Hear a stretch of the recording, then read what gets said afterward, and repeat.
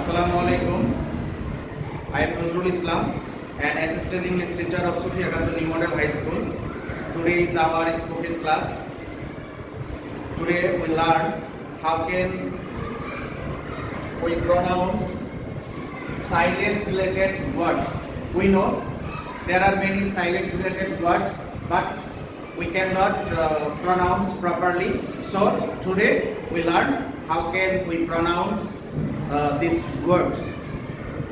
Let's start.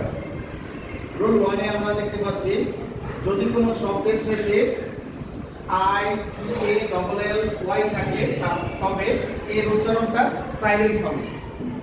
যেমন এখানে একটা শব্দ দেখতে পাচ্ছি অটোমেটিক্যালি বলি আমরা নরমালি, কিন্তু সেটার প্রপার সাউন্ডটা হবে অটোমেটিকলি। কি হবে? অটোমেটিকলি। তারপর একটা শব্দ দেখতে পাচ্ছি বেসিক্যালি, সেটা বেসিক্যালি হবে না, কি হবে? বেসিক্যালি।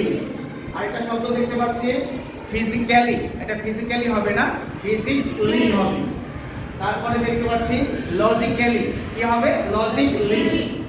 তারপরে হবে প্র্যাকটিক্যালি, তারপরেটা হবে সার্জিক্যালি না, সার্জিক্যালি। তারপরে আমরা রোল 2 তে দেখতে পাচ্ছি যদি কোনো শব্দের শেষে বিএম থাকে তবে বি এর উচ্চারণটা সাইলেন্ট হবে। যেমন কিছু ওয়ার্ড এখানে আমরা লক্ষ্য করছি, এখানে আমরা দেখতে পাচ্ছি লিম হবে না, লিম হবে। কি হবে?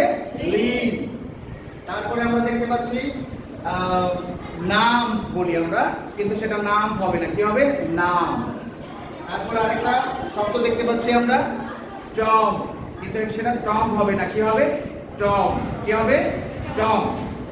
তারপরে রোল 3 তে আমরা যদি লক্ষ্য করি তাহলে দেখতে পাচ্ছি যদি কোনো শব্দের মাঝখানে এম থাকে, এম এর উচ্চারণ যদি কোনো শব্দের মাঝখানে এম থাকে, এম এর পর আবার বি থাকে, তবে বি এর উচ্চারণটা সাইলেন্ট হবে। অর্থাৎ এখানে কিছু শব্দ দেখতে পাচ্ছি, দুইটা শব্দ দেখতে পাচ্ছি ক্লাইম্বার, ক্লাইম্বার হবে না, বি এর উচ্চারণটা সাইলেন্ট থাকবে, উচ্চারণটা কি হবে? ক্লাইম্বার। কি হবে? ক্লাইম্বার।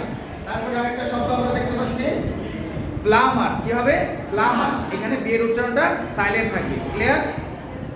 তারপরে রুল 4 তে আমরা দেখতে পাচ্ছি যদি কোনো শব্দে টি এর পূর্বে বি থাকে, কি থাকে? বি থাকে, তবে বি এর উচ্চারণটা কি হবে? সাইলেন্ট হবে। কি হবে? সাইলেন্ট হবে। এখানে আমরা দেখতে পাচ্ছি D E D T, debt হবে না, ডেট হবে। কি হবে? ডেট। ডেট। কি হবে? ডেট। তারপরে আমরা দেখতে পাচ্ছি আমরা যেটা নরমালি ডাউট উচ্চারণ করি প্রপারলি, কিন্তু এখানে বি বি আছে, কিন্তু বি এর উচ্চারণটা আসবে না। কি হবে? ডাউট। তারপরে আরেকটা শব্দ দেখতে পাচ্ছি সাবটল না, সাটল। কি হবে? সাটল। তারপরে আমরা রোল 5 এ চলে যাই। এখানে দেখতে পাচ্ছি যদি কোনো শব্দের শুরুতে কি থাকে? এইচ থাকে। কি থাকে? এইচ থাকে, তবে এইচ এর উচ্চারণটা কি হবে? সাইলেন্ট হবে। এখানে আমরা দেখতে পাচ্ছি H E I R, heir না, এয়ার। কি হবে? এয়ার, যেটা উত্তরাধিকার বোঝায়। তারপরে আমরা দেখতে পাচ্ছি হোনার না, এটা কি হবে? ওনার। কি হবে? ওনার। তারপর আমরা হনেস না, কি হবে? অনেস। তারপরে লাস্ট যে ওয়ার্ডটা আছে হাওয়ার না, কি হবে? আওয়ার। কি হবে? Hour. So today hour silent letter related word we learn something. So students, we will learn more and more silent letter related words in the next spoken class. So do you understand today's silent letter related words, students? Yes. Thanks all the students, and